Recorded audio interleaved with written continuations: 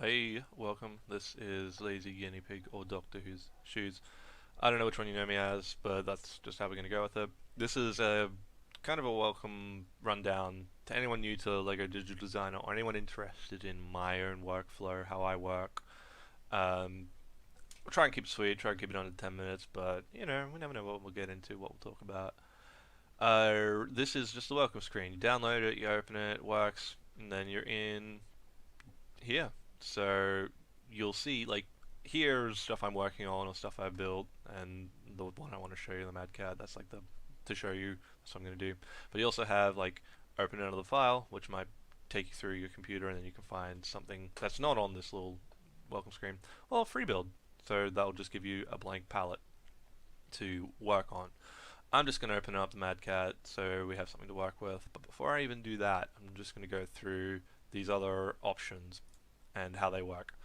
So Digital Designer is just basic building, nothing too crazy, but it has its pros and cons.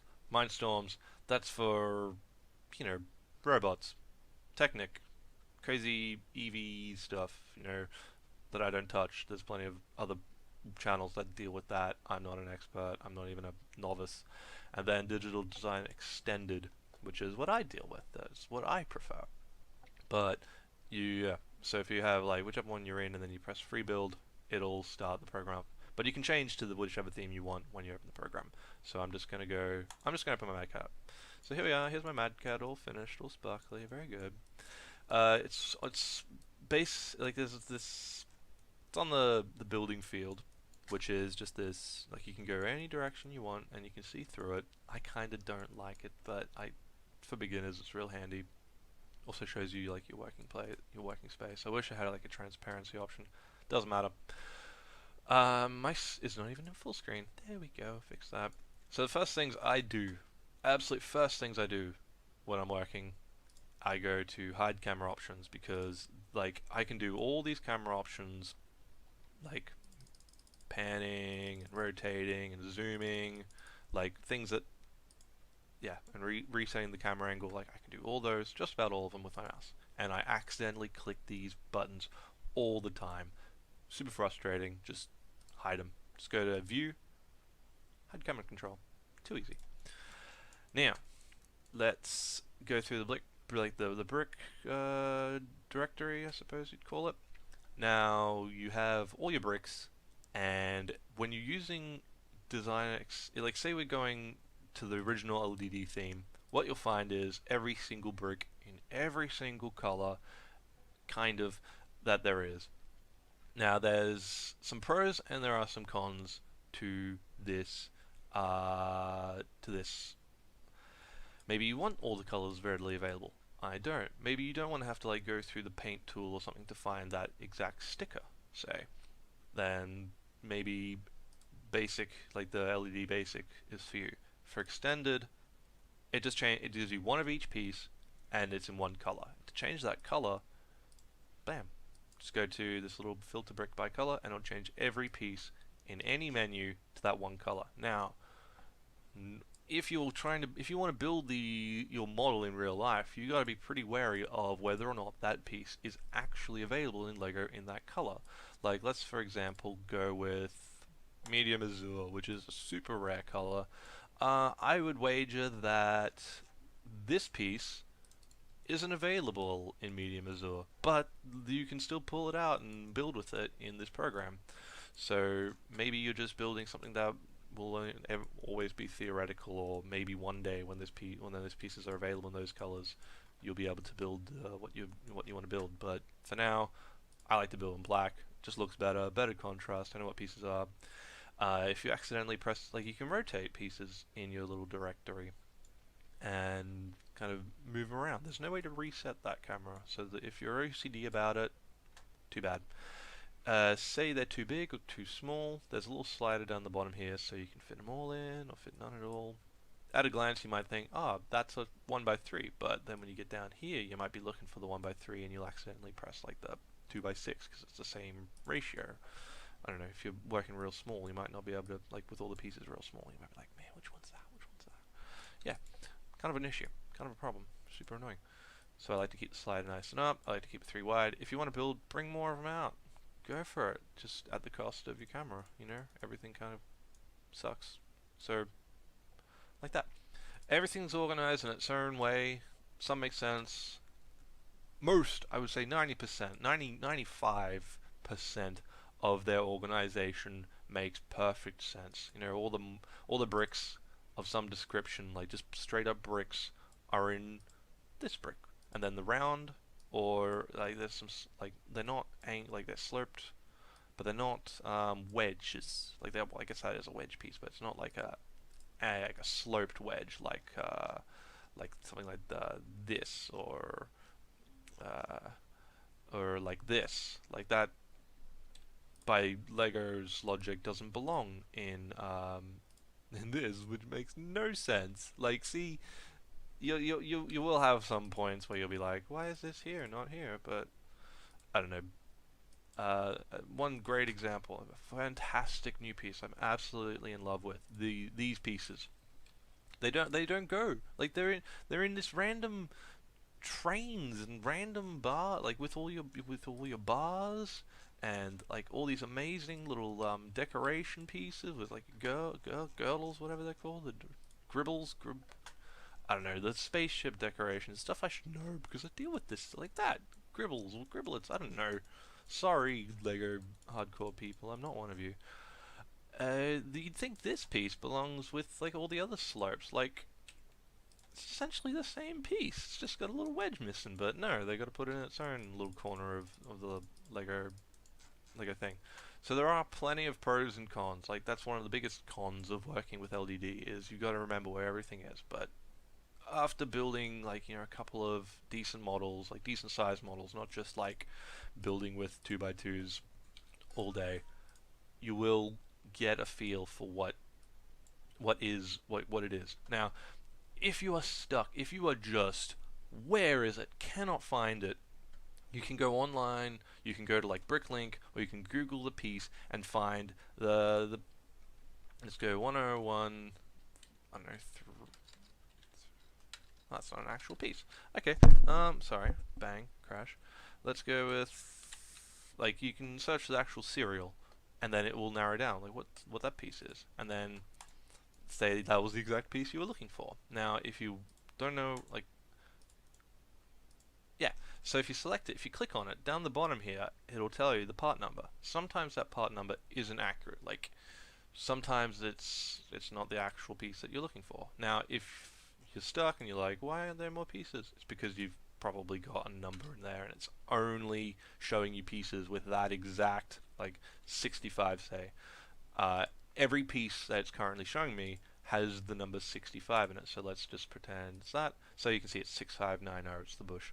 Yeah, that's why these pieces are the only ones showing, whereas delete it, bam. So if you know the exact serial number for the element, you can just type it in, and then you'll finally find where it was hiding all along. Pretty handy.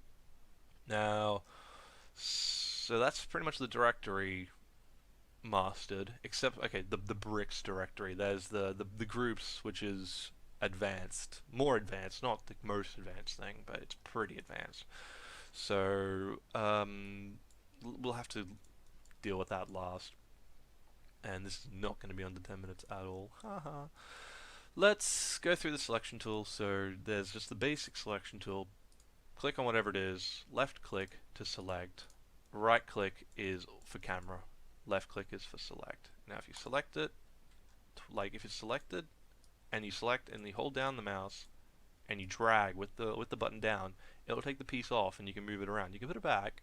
Sometimes it's not as easy because it'll be like, I wanted to put it back, but it's not letting me put it back. But then you can put it back, it's fine. That's how like just the regular selection tool works. Then there's multiple selections. So say I want to select these pieces on top, just those very top pieces. Maybe I want to move them, maybe I want to change their color. Who knows? We'll see. But that's how you select multiple pieces. You just select with that button on, and then it'll keep that selected. Press the next button. That's selected, and that's selected, and that's selected. Then you can just click and drag. As long as you're holding down the mouse button when you move it. Like it is a very, this one is, I find, the most finicky like selection option. And then as long as you hold down the mouse button while you move it away, once you've selected it and you're free moving it, you can unclick and it will still move. Like you can still move it around. But then once you've put it down, click again, bam, it's gone. Unselected, it's just going to stay there until you, I don't know, give the your next order to the program. Now there's connected selected tool. This will select anything that the piece you select is connected to, and connected to that, and connected to that, and connected to that. So it's not just the piece directly connected to it. Like say, how this slope piece is connected to obviously that bracket and that 1x2 tile plate, whatever. It will select everything. Yeah, and that can be not what you want. That might be what you want. And then the way to like work with that tool is usually if it's its own like its own entire entity. So maybe you want to select everything, like bam, there, and then you don't want to select everything underneath it, like that's not connected to it. See how? Sorry, bang. See how I selected this, but these aren't actually these pieces aren't connected to that, so they're not part of the party. And then when I move it, those things stay put. So let's just, I'll show you. It's a pretty smart program. So I can select all these, and even though there's like a bunch of different angles and connection options going on and all that, I can still place it back exactly where it was. Even like I didn't have to controls either. I didn't have to undo that. Like I didn't have to, like the undo buttons are up here. I didn't have to do any of that. It just automatically knew. It automatically let it go back there because that was the only place it could have gone. Sometimes you have to really look for it, figure out, you know, how it's going to go back. But that's just one of the pros and cons. One of the cons, kind of. Alright, color selection tool. So this will select, so I want to select all these yellow pieces, say. I select one yellow piece, and then all of the same color in the build, wherever they are, even if they're connected or not, will be selected. Now say I want to change those yellows to a different color, and this is kind of getting ahead of ourselves, but let's say I go to the paint tool, and then I go to make them orange. There. Now they're orange. Pretty sweet. I'll undo that, and then maybe you want to move all those yellow pieces away, or delete them. I don't know, whatever you want to do. But that's how you select just pieces of that color. And usually it's just when you're doing those final design touches, like changing color. Like that's what I find. I use it mostly for. Shape selection tool. This will select, irregardless of color, the same shape. So say these 2x4 tiles. That's every single one of them. That is in this entire build. I just selected and moved. Maybe you want to move them. Maybe you want to delete them. Maybe who knows what you want to do. But that's how you select all pieces of the same shape. And then shape and color. So how about these 1x2 tiles? Because I use a heap of those of different colors. Shape and color selection tool will only select pieces of that same shape and same color. So say you go to the shape selection tool, doesn't matter what color it is, it's selected them all. So now I got grays and yellows and reds and everything. It's kind of cool because now I've got this weird outline of my mad cat. Looks ridiculous. Let's go back and show you that is not what you want to do sometimes, that you don't want to delete or move all those pieces the same shape. I didn't really use the shape selection tool so much because I'm very color focused with my builds, but you never know. Now inverse selection, so say, I don't know, say you want to select everything but these red, like I'm going to select shape and color selection tool. I want to select everything except those red pieces.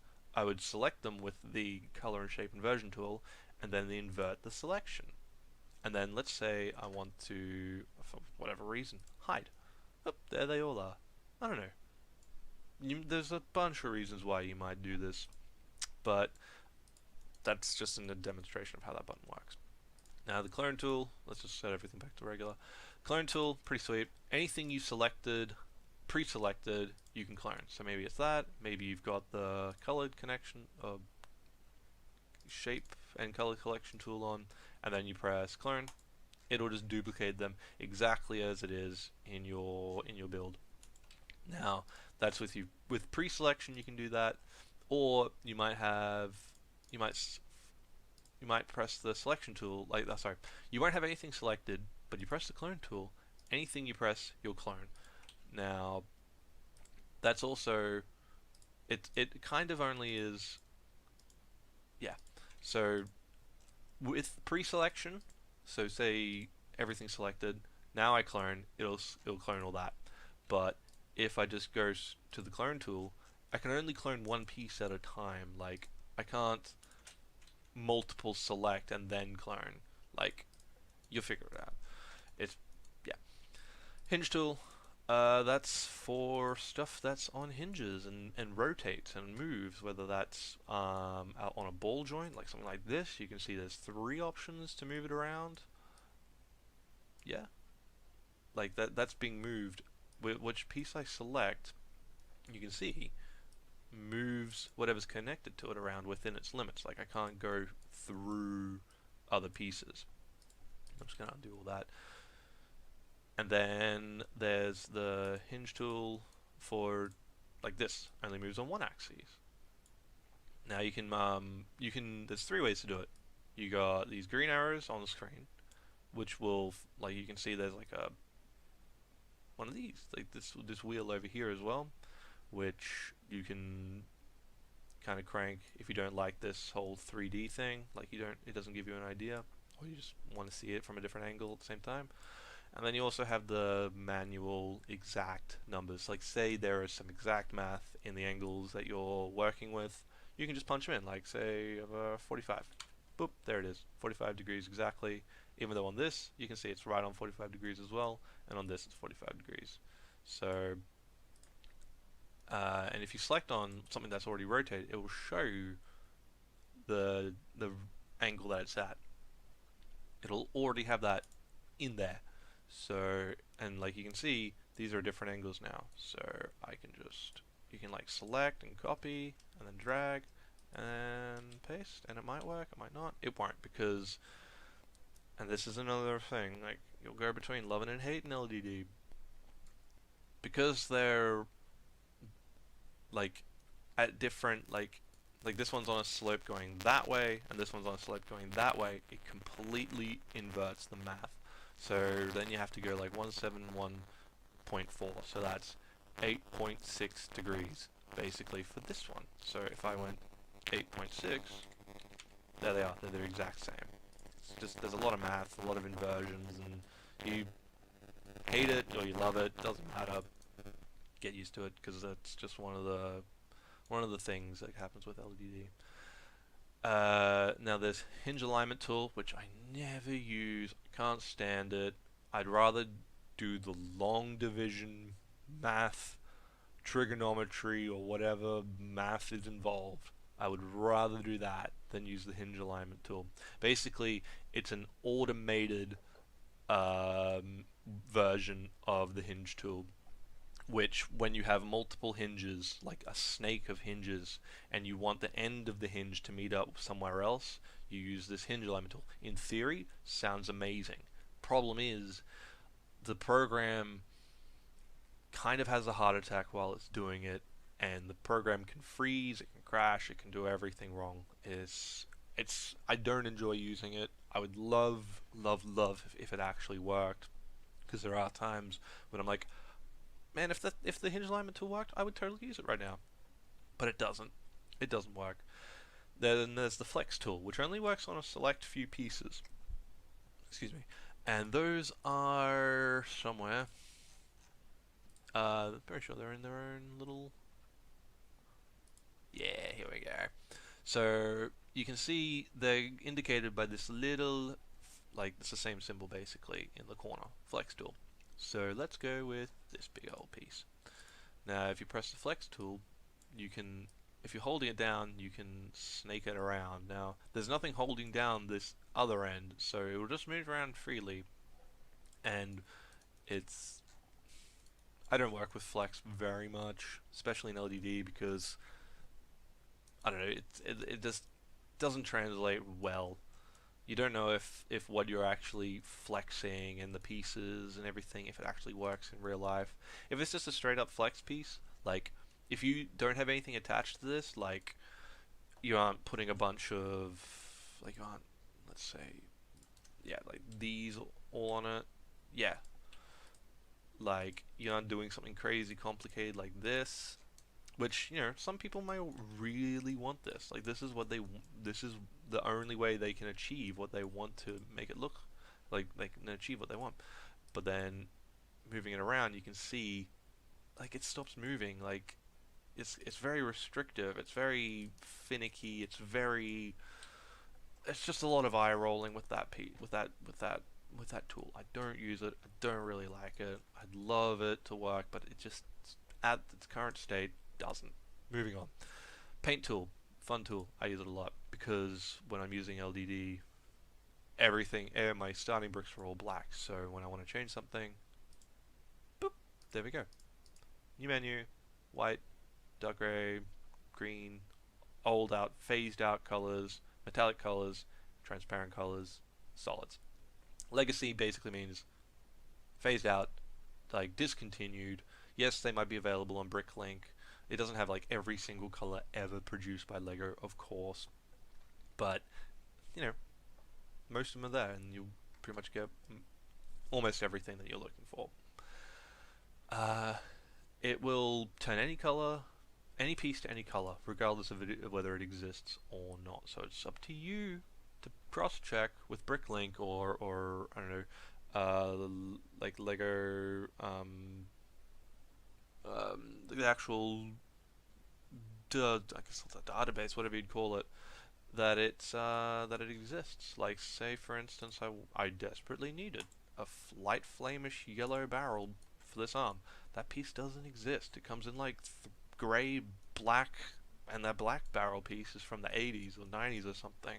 So that piece costs like $10, and I don't want to pay that much just for a couple of arms. So I bite the bullet and I make it a dark scaring gray. Now, biggest tip I can give you, long term. This dark stone gray is dark bluish gray. Medium stone gray is light bluish gray. Even though this is light stone gray, that's another color completely different. And yeah, sure, when you're working, like sometimes the dark gray and the light gray, you might not be sure which one's which color. Like sometimes it's hard to be sure which color is which, and you might place down some bricks like on one side of your build. You might not realize that you've been building with light stone gray here and dark medium stone gray over here. Now, the way you can get around that is selecting color and shape, like not color and shape, just color of like all the wrong colors or a color you want to change, and then you can change it to medium stone gray. And this is a great way, like proofread your essays, proofread your build, like put down, like you can just before you try to run this off to Bricklink to build it, which even then is a huge task because you're translating from this program to a Bricklink file, which isn't another tutorial, and I hate it, but it has to be done. You can go, all right. That's the piece. That's the color of the piece I do not want in this build. I want to make sure that there's none of that in there. So you put one in your building field, and then you go to color selection tool, select it. Damn it. Where'd you go? Ah. Okay. Color selection tool. Okay. Right, there we go. Alright. So, for some reason it just wasn't working the way I expected it to. Say you want to make sure that there are no other colors, no other pieces of this color in your build. If you select it, and it just comes up with the part name, and like this, it means that that is the only piece of that color. Let's say you want to, like for these white pieces, you select the white piece, it'll say 317 bricks selected, or whatever number of that piece of that color is. That is how you know if there is any pieces of any color that you don't want in your build. Super handy. Super, super handy. Especially if you're like going through different iterations of pieces and like, I don't know, I'm changing up all these yellow pieces. One, like, for some reason I felt like changing some colors, like, maybe I had a yellow piece inside that I completely forgot about, and then I started manually changing all these yellow pieces to olive green, and then I totally forgot about that piece in the middle. Now, of course, I don't know that it's there, and then when I send it off to Bricklink, I might catch the piece there and go, "What are you doing? What are you doing in my pieces list?" I will have totally forgotten. So that's just a great way to double check. And one thing I always do, I go through piece by piece. I go color selection tool, hide, and then gray, oop, and then color selection tool, hide, and then I just keep on hiding each color by each color until I know exactly what pieces are there and what pieces may have gotten through the cracks. Like, I don't know. It's a great way to proofread. Cool. So you can like color select, and then maybe go to your paint tool, and then you want to make all this. Say you don't want white. I want to make this thing bright orange. There we go. My Mad Cat is now bright orange. But only the white pieces change to bright orange. If you want to do that, Control Z. Maybe I want to make them, select them again. Just like with the color selection tool, anything of that color. And I want to make transparent red. Why? Don't care.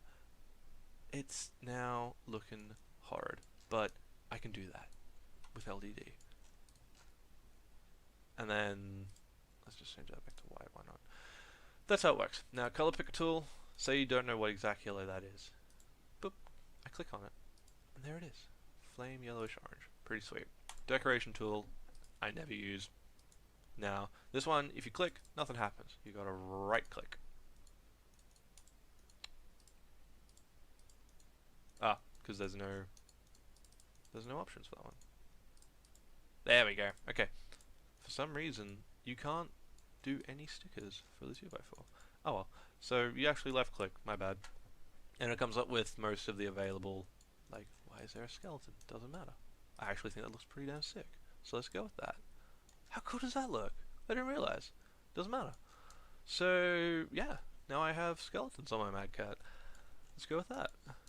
And then you can change, the color of that piece. And then the sticker will stay there. That looks so cool. I'm happy with that. I'm not going to do that though, but you can have some fun with it. Maybe you'll get some ideas or details that you didn't expect with the sticker. Some of them might not exist in real life. Doesn't matter. Hide tool. Oh my god. That thing is a nightmare, but I use it so much. Basically, anything you've selected,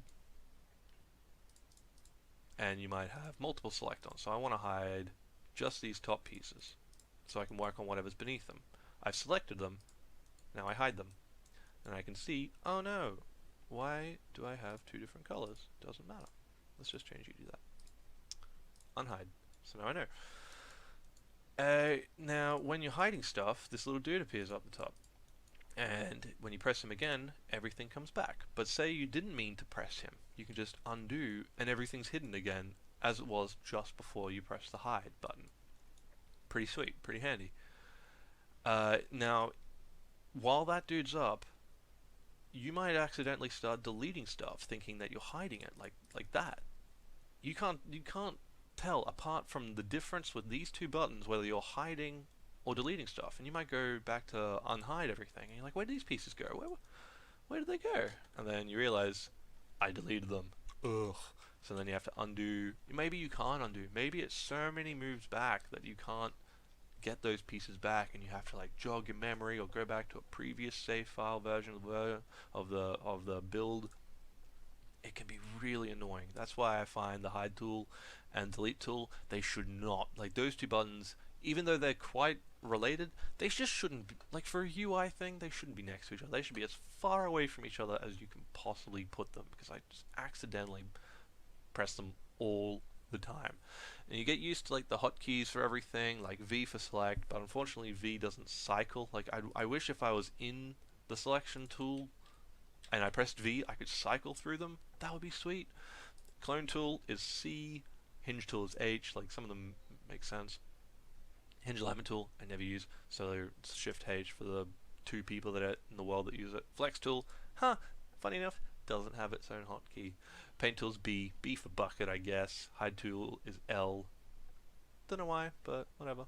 And then delete tool is D, or like X, D. D for delete, makes sense. So that's a good old welcome to LDD.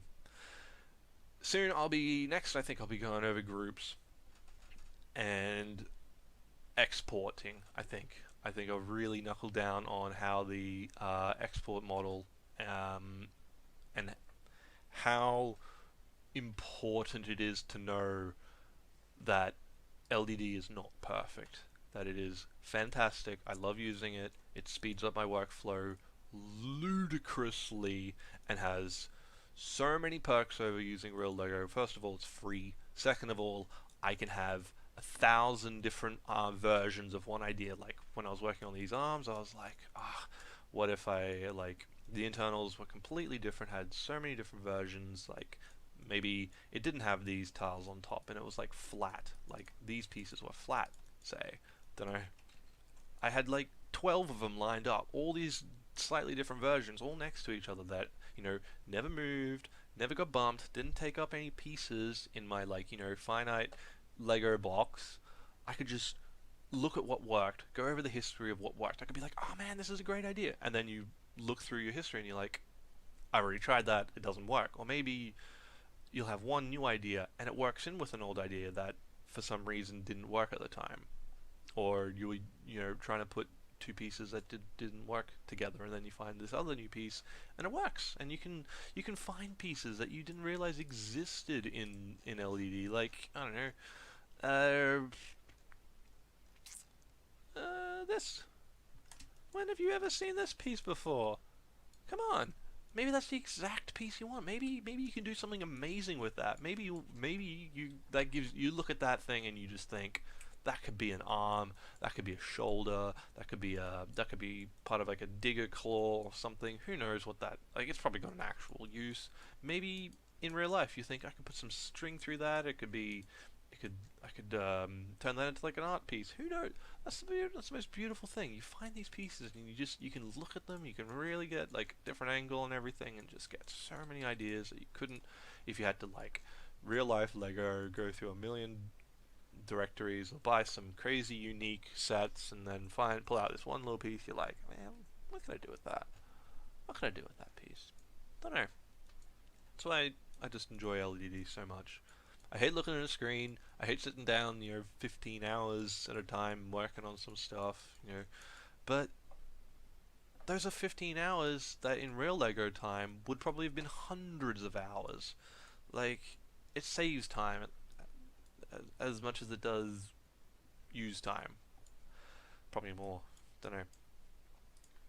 So, yeah, if you want to know more, if there's anything I've gone over too fast, or you'd like to really know, really like to know more about it, I'd be super thrilled that anybody wants to know more about LDD and how I use it, my workflow. Maybe you want to know more about, like, how to start, where to start with a build. I think that is one of the best things I think I could probably talk about. Just where to start. Where do you start? Like, I want to build a Mad Cat. That's sweet. I finished it, but where did I start? Where do you like? I'd love to know. I hate those. But leave your thing in the comments. But what do you think was the first thing I tackled with this Mad Cat? Because there are so many different aspects, and like, yeah, at some point I was jumping around from piece to piece. But what was you think was the first thing I started with? And that's something you gotta really think about with Lego. So yeah, throw down a comment. Yeah, we'll make a game out of it. we'll see where I end up next time with another tutorial. Thanks for watching. You're pretty. Cool. Ha! Wasn't a compliment.